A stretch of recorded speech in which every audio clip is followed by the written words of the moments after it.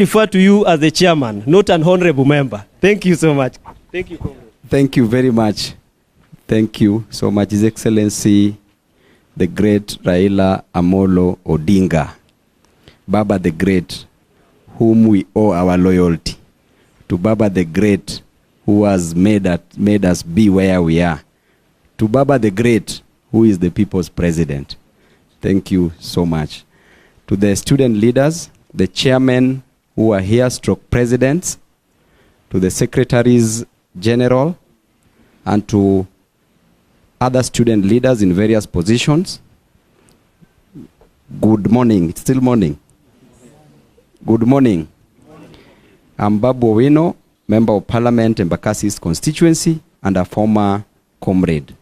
I was the longest serving student leader on earth. I think I still hold that title. And Baba, this dual bill that has always been a problem to comrades was brought because of my many contests at the University of Nairobi. And the then Parliament saw it fit, in their wisdom or lack of the same, to pass a bill that was targeting an individual.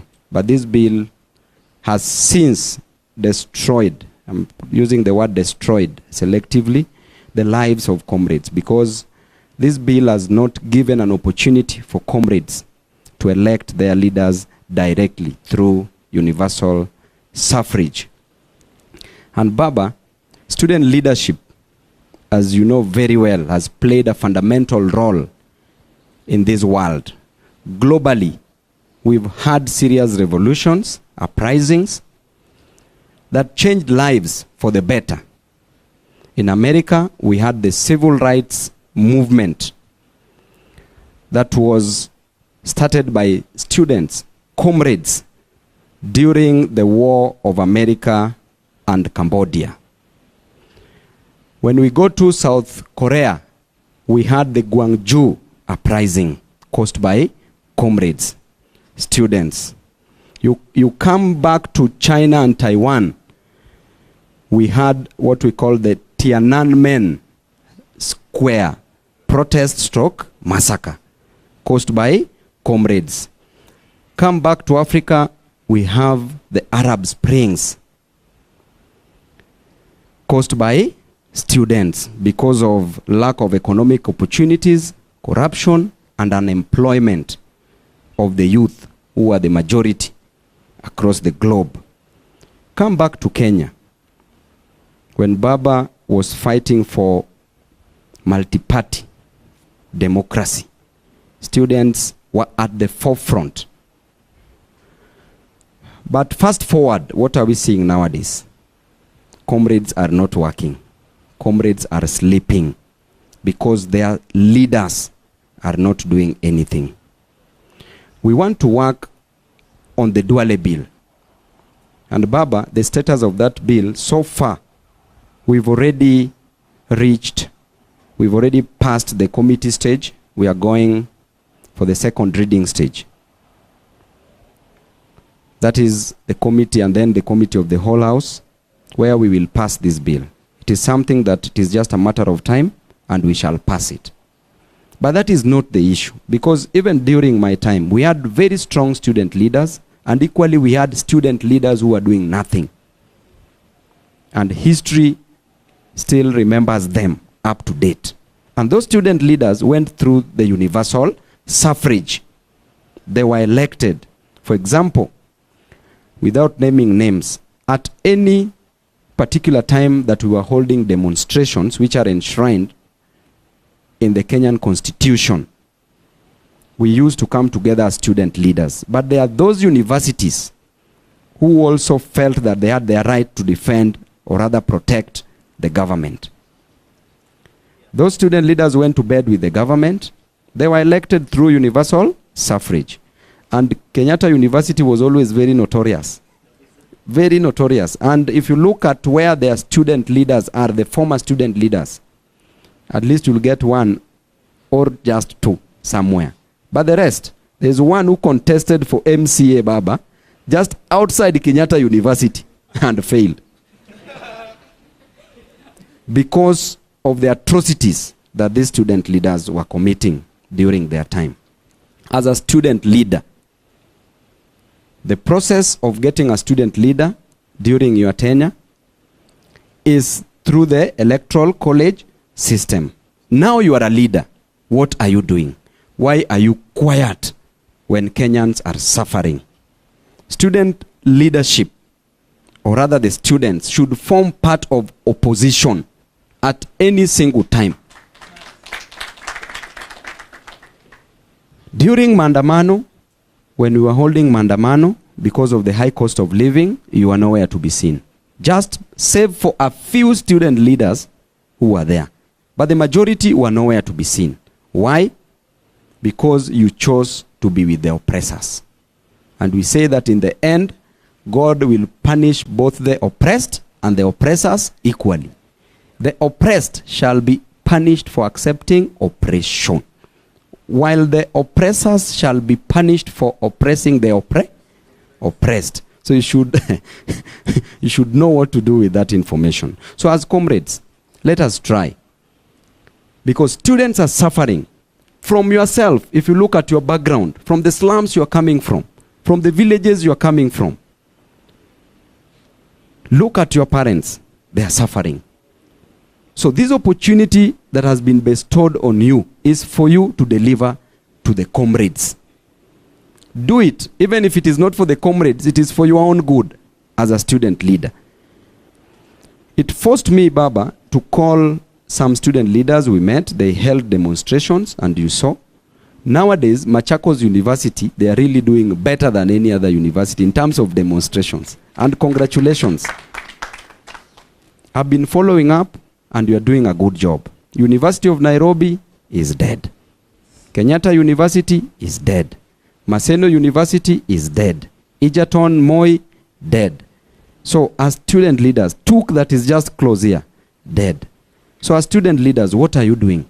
We have issues ranging from the cost of living that you should be talking about, to issues affecting the lives of students in campus. Nowadays, student leaders are scared of suspensions and expulsions. Yes, the most important thing that took you to the university is to get a degree certificate. The second most important thing that you can come out with from the university is either a husband or a wife. The third most important is the fact that you are working for comrades. But nowadays, Baba, the student leaders cannot lead anything. Instead of being leaders, they are nowadays dealers. They are dealing. They go to these cabinet secretaries, they go to these offices. There is no way you can work as a student leader if you befriend people in government. Because how then will you do your role under the doctrine of separation of powers, checks and balances? You should be providing checks and balances to the current government. But you cannot deliver if you are in bed with those people in government, because you're already conflicted. So as comrades, let us try as much as we can. Being suspended, being expelled is an occupational hazard in leadership. Once you are a politician, once you are a leader, there are certain things that may or will happen to you. Number one, you can be arrested anytime and taken to prison or seek an asylum. Number two,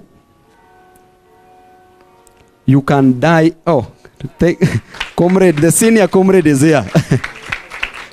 Comrade James Orengo. Karibu, Governor. Karibu. Keti. Asante sana. That's a senior comrade from the University of Nairobi. So, number one, you can be taken to prison anytime as a comrade, as a leader, even in the national platform. Or you can seek an asylum. Unaweza wacha nchi yako anytime utoroke. Number two, you can die anytime. But there's a Latin word that says memento mori, that eventually either way we will die. So even if you die now or die tomorrow or die in 100 years time, you will still die. die. True or false? So you should not fear death. Naona another senior comrade hapo, Gabriel Oguda. Sawa kabisa. Number 3, you can enjoy also. But most importantly is service delivery to your constituents. So the issue of arbitrary suspensions and expulsions we can handle in 2 fronts. Number 1, by going to court, the litigation process. Because education is entrenched in the Constitution as a fundamental human right. Number 2, we can talk to the vice chancellors, and I've been doing that a lot. And I want to thank Professor Kiama from the University of Nairobi, the vice chancellor, the current vice chancellor. Baba, around 202 students were suspended / expelled from the University of Nairobi by the time I was leaving. When I became a member of parliament, they were all brought back. As we speak, from the University of Nairobi, all those students who were suspended and expelled, even from 10, 12 years ago, were brought back to campus. So that is a person who at least is doing something. So through Baba and even myself, will be ensuring that we talk to these vice chancellors so that you are given an opportunity to clear your education. So you should not fear being expelled or suspended. As Babu Owino, the first time I received my suspension was in my first semester when I was vying for Secretary General in an organization called ONUS in Chiromo campus. I was suspended, and may his soul rest in peace, Professor George Albert Magoha Omori. He said that I should be, actually he was recommending that I ought to have been expelled. But when I went to talk to my principal, Professor Irungu, she gave me another chance. And Professor Magoha accepted that chance. So he gave me another opportunity. That's why when we were vetting Professor Magoha, I was the first person to support him. Because at least he gave me a chance. So as a student leader, you should not fear. And in fact, if you are sitting here and you've never been expelled or suspended, then you are not a student leader. You need to look for one at least, because it will form part of your history. The most important thing when you are holding demonstrations, do not destroy university property. The moment you touch university property, you will be suspended or expelled. The moment you leave the university precincts, then that is not a university affair. It now becomes a police affair. With police affair, we have Comrade James Orengo here. He will appear in court for you. So there is no problem. So that is concerning suspensions and expulsions. I've addressed the universal suffrage. Now, on your part, you will have to promise us, comrades, that your voice must be heard. You must come out and talk about these issues. There's a problem as we speak. I was talking to Baba the other day. Baba was advising me on how the price of fuel in Tanzania is lower than the price of fuel in Kenya. But Kenya is giving an excuse every other time that because of the war between Russia and Ukraine, which when we were campaigning, Ruto himself was saying that that is not the cause of the cost of fuel. If you look at Russia, the economy of Russia is growing as there is recession in the United Kingdom. And Russia is selling its oil products cheaply to the members of BRICS. If you look at the war between Israel and Hamas that they are quoting again, yet in Tanzania, the price of fuel is going down. So this war is only affecting Kenya and not Tanzania. But you see, again, we got somebody who is not intelligent. That is Ruto. Lacks wisdom, lacks intelligence, lacks everything. Why? Because simple economics states that if you increase taxes, you will literally create low demand. With low demand, there will be low supply of any good and service. So how then do you want to collect revenue? That's why now they are so desperate, including collecting taxes in everything.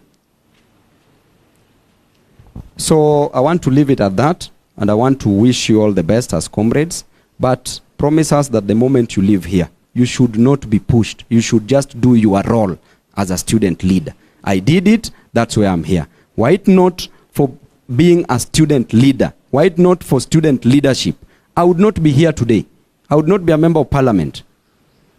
So, comrades, you must do something. Asanteni sana. God bless you. And I want to take this opportunity to welcome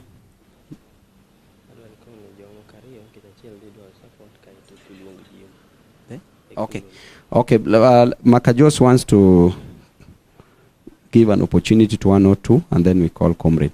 Just shortly. Thank you, Comrade Chairman. I just want to recognize Brian Kuti.